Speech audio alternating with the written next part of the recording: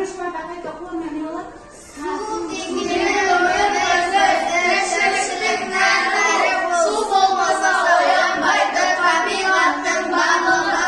Болмас еді шөп-шалам, болмас еді тірі жан. Сол себепті балалар ысырап қылмайық суды. Өте. Тағы да айта беремін. Қатты шөлде кетсек су ішеміз. Иә, сусыз адам өмір сүре алмайды екен. Ашыққа біраз шыдайды екен, бірақ суға. Су керек. Су бізге өте керек зат. Суды біз күніне 60% ішуіміз керек. Су болмаса тірі жанда болмайды. Иә. Менің жасым деп. Менің жасым онда 9 жас. Сондықтан мен күніне 7 стакан су ішуім керек.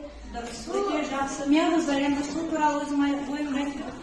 Су бізге ең жақын зат. Сусыз Қай жерлерде қолданылады екен қыздар?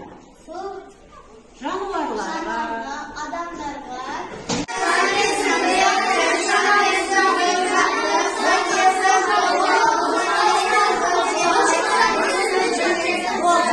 Енді балалар жазылым соңғы тапсырмамыз.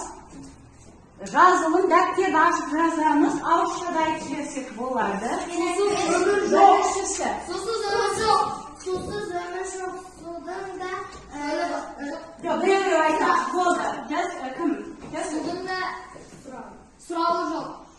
Сұрауы бар. Судың да сұрауы бар. Таулы жерде Камал айтады. таулы жер бұлақсыз болмас. Бұлақсыз болмас, өте жақсы. Камал айтады.